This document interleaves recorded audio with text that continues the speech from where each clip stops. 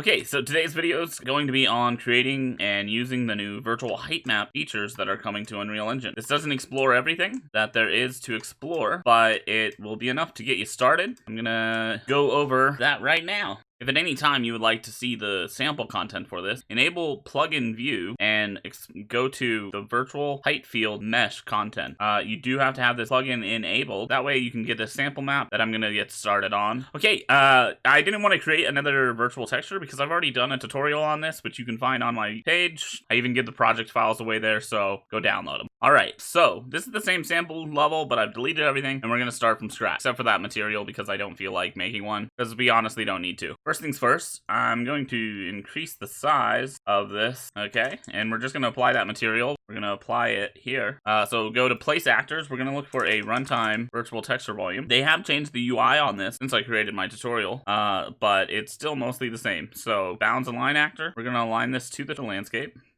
Alright, sorry, I just reset there. They changed the UI. What happened was, I could not set the bound, and it was not snapping correctly, so it made the landscape look weird. So you now need to create your virtual texture. So before you create your runtime volume, create your texture, which wasn't an issue before, because you can obviously just create it from there, which we can create it here as well, but I just wanted to go through this menu to show you. So we create our new texture, which, by the way, they increased the size, I believe, that you can make these by quite a bit, and have added some other packing and performance improvements in there. Alright, so this is going to be our RVT underscore height, is what I'm going to call that. We're going to apply it here, and now you can see that set bound is available to apply things in. Just so you are aware of it, the volume, depending on where you created your landscape, might not be aligned. And I don't know if this is just a bug or if this is going to ship like this, but you may have to align your runtime virtual texture to your landscape. All right, now that we do that, the one thing I do need to do is in that material, we are outputting something. We're sampling something here, right? So this is actually sampling another virtual texture. So I'm going to need to duplicate this, and this is going to be RVT underscore,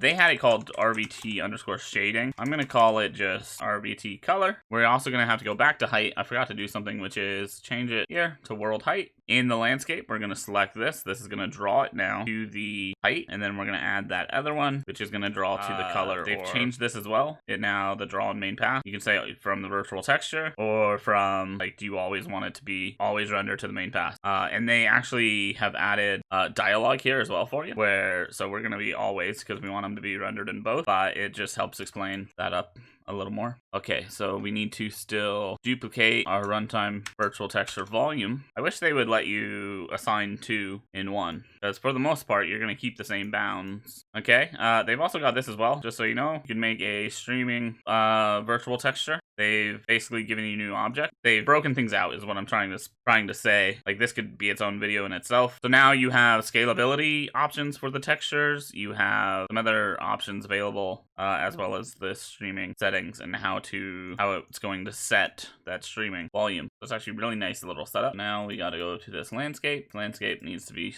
applied. So the one it's sampling from is now color.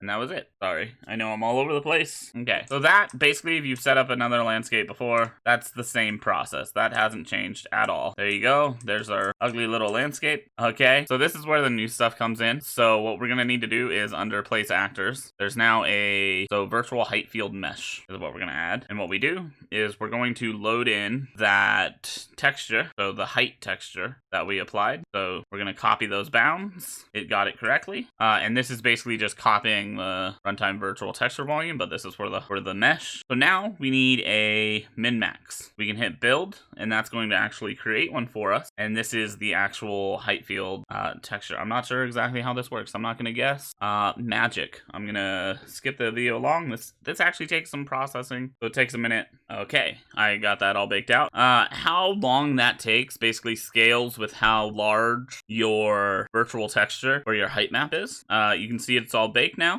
This is some kind of, I'm not even gonna pretend to know. Okay, I don't even know. I'm imagining it's showing the minimum and maximum bounds of the terrain, is what it seems like. But they do it in a really low resolutions, it seems to work out nicely for them. I don't know. Anyways, so now this actually doesn't show up in the editor by default, so it will show up when you're playing. As you can see, it looks a little crazy. All right, so we're gonna take that with the virtual Heightfield mesh selected. We can actually select this here. It says actor hidden in game. So this is what it truly looks like. It doesn't know what to shade correctly, so we need to apply the landscape material. There we go. Look at that. So you still keep your landscape, because that's what determines this height. And this is where, as I showed earlier, there's some stuff happening. But we can actually, there's more LOD control in here than you're gonna see with the landscape, right? So the landscape you get some nice, easy distribution settings, but here you're gonna get a lot more distribution settings. I don't really want to play with this too much because you could make this fairly expensive and things, but overall we have new LOD settings. They work really well from what I've tested of them, which is nice because this tool's meant to bring us more options when it comes to, and you can see we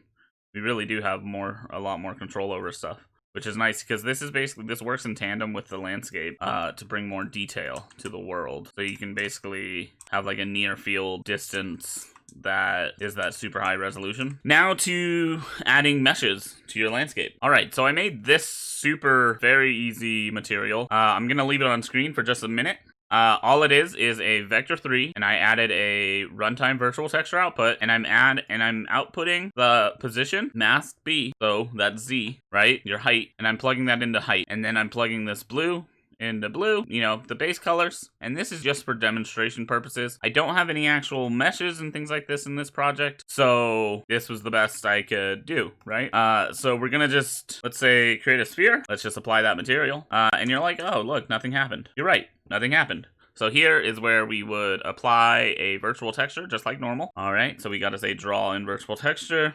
We just technically need the height, but because we want that color to come through, I'm also going to do RVT color. Now you'll notice something weird here, and it's almost like how the landscape was, and that is that right now, because I have this selected, it's being rendered twice almost, right? While something is selected, you're going to see both the mesh it's coming from, plus this Heightfield replication of that.